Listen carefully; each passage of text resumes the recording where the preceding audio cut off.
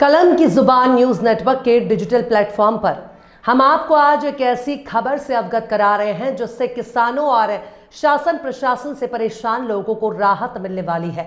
पश्चिमी उत्तर प्रदेश में किसानों की दुर्दशा दयनीय है। साथ ही पश्चिमी उत्तर प्रदेश में रह रही जनता की समस्याओं का निस्तारण कराने के लिए आज कोई भी नेता जमीनी स्तर पर सक्रिय नहीं है, लेकिन अब उस हर शख्स के लिए किसान कांग्रेस के पश्चिमी यूपी अध्यक्ष चौधरी खलील नंबरदार एक नई उम्मीद बनकर सामने आ रहे हैं। जी हां, हम बात कर रहे हैं लोनी के पाभी सादकपुर गांव के रहने वाले किसान कांग्रेस के पश्चिमी यूपी अध्यक्ष चौधरी खलील नंबरदार की। जब से खलील नंबरदार को किसान कांग्रेस ने पश्चिमी यूपी की कमान सौंपी है, उस दिन से किसानों और पीड़ितों को एक नई रोशनी की किरण मानो दिखाई पड़ रही है। लोनी के जीवन गेट स्थित दिन निकलते ही किसान कांग्रेस नेता चौधरी खलील नंबरदार के कैंप कार्यालय पर फरियादियों की भीड़ देखने को मिलने लगी है, जहां पर वे जनता की समस्याओं को सुनते हैं और संबंधित अधिकारियों और विभागों से निस्तारण कराते हैं। जनता का कहना है कि किसान कांग्रेस नेता चौधरी खलील नंबरदार से उन्हें बहुत उम्मीद है। जनता ने कहा है कि कांग्रेस के सर्वोपरि नेता राहुल गांधी और किसान कांग्रेस की शाखा के दिग्गज नेताओं ने हमें चौधरी खलील नंबरदार जैसा किसान नेता देकर बड़ा उपकार किया है। आज हमारी मांगों को ऊंचाई तक पहुंचाने का काम हमारा भाई, हमारा दोस्त, हमारा बेटा किसान नेता चौधरी खलील नंबरदार करेगा। हमें आशा ही नहीं, पूर्ण विश्वास है कि किसान कांग्रेस नेता चौधरी खलील नंबरदार एक दिन लोनी, प्रदेश और देश का नाम रोशन करेंगे। इस दौरान किसने क्या कुछ कहा, आइए आपको दिखाते हैं। आज मुझे पहले तो मैं राहुल जी का शुक्रिया अदा करता हूँ, फिर सुखपाल सिंह खैरा जी का शुक्रिया अदा करता हूँ, अविनाश पांडे जी का शुक्रिया अदा करता हूँ, अजय राय जी का शुक्रिया अदा करता हूँ, और जो मेरे गुरु, मेरे बड़े भाई अखिलेश शुक्ला जी किसान कांग्रेस के राष्ट्रीय उपाध्यक्ष, उन लोगों ने, इन्हें सभी भाइयों ने मुझे चुना है और चुनकर जो मुझे जिम्मेदारी दी है, उस जिम्मेदारी को निभाकर मैंने अपने संगठन को बनाने की कोशिश की है और किसानों की समस्या सुनने के लिए जो मैंने संगठन अपना मजबूत किया है। मैं नेता नहीं हूँ, नेता तो बहुत हैं। मैंने अपने लिए इस तरीके से और किसानों के लिए संगठन जो बनाया है, किसानों की समस्या सुनने के लिए। ये जो आपको चिट्ठी दी है, ये चिट्ठी घर रखने के लिए नहीं दी है। किसान मेरे भाई हैं, मैं उनका बेटा हूँ, मेरे बड़े भाई हैं, और मैं सभी को हाथ जोड़ के निवेदन कर रहा हूँ, जितने भी किसान कांग्रेस के कार्यकर्ता है, किसानों के दुख दर्द में जाना आपको पड़ेगा। और जहाँ पे धरने देते हैं, कहीं 40 दिन का है, कहीं 39 दिन का है। अभी हम 10 लोग पीलीभीत गए हैं, शाहजहाँपुर गए हैं, आगरा गए हैं, बरेली गए हैं, सहारनपुर गए हैं। हमारा बैठने का काम नहीं है। हम बैठ के जो हम अपने घर बैठ के लेटर लेकर, चिट्ठी लेकर जो राहुल जी ने हमें सौंपी है, तो हमारा कोई काम नहीं होगा। हमारी सरकार बहुत मजबूती के साथ बिहार में भी आ रही है और यूपी में भी आ रही है।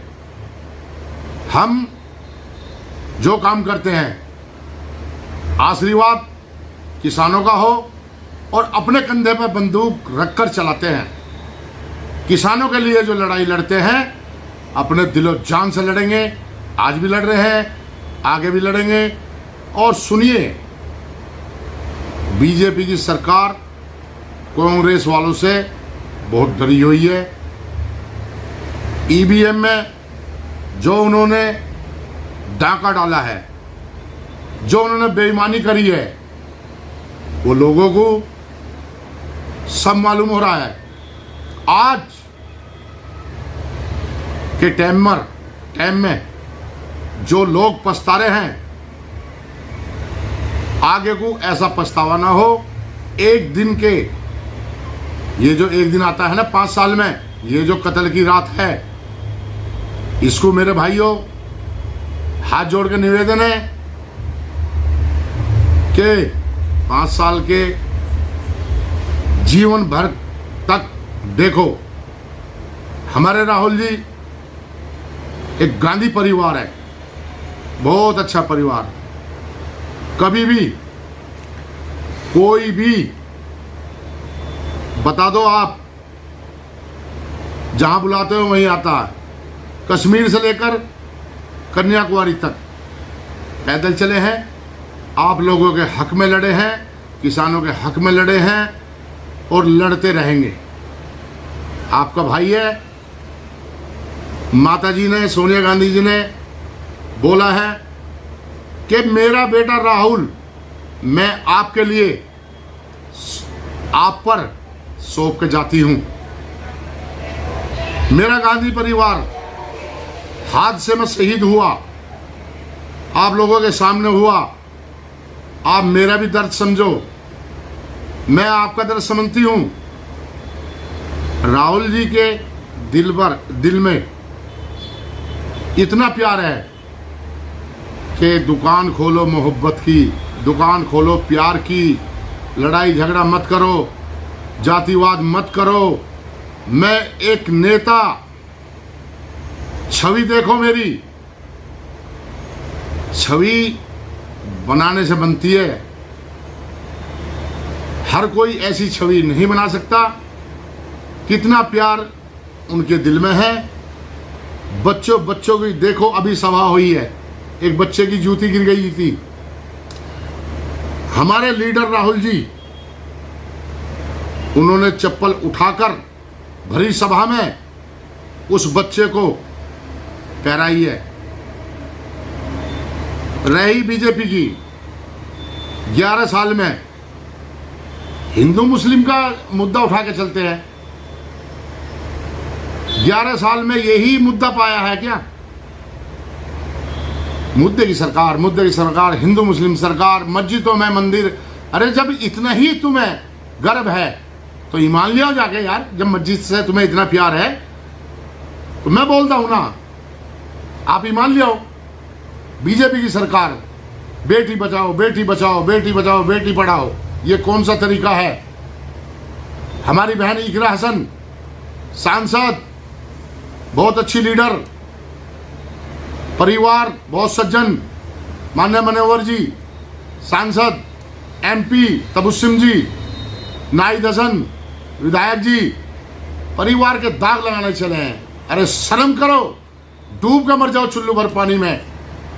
पूरे देश की बहन है, हमारी बहन है, ये बोलने का सलीका है क्या बीजेपी वालों का? अबे ये कार्यकर्ता है या ये बदमाश है? ये सरकार बदमाशों की है, देश चलाना नहीं आया।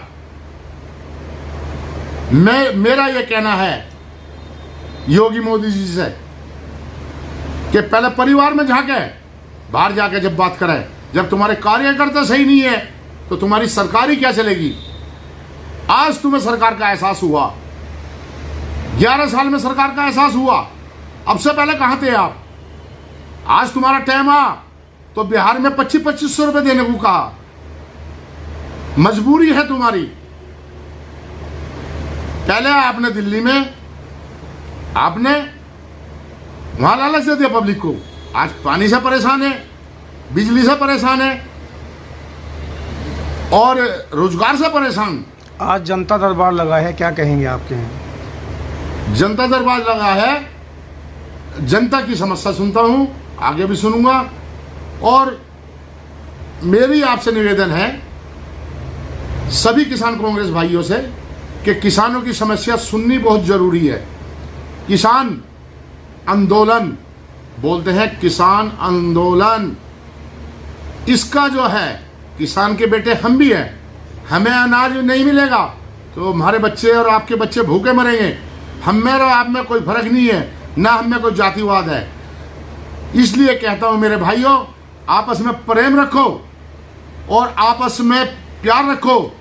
आज से पहले जब से ये बीजेपी नहीं थी, हिंदू मुस्लिम किसी ने नहीं कहा, जातिवाद किसी ने नहीं कहा।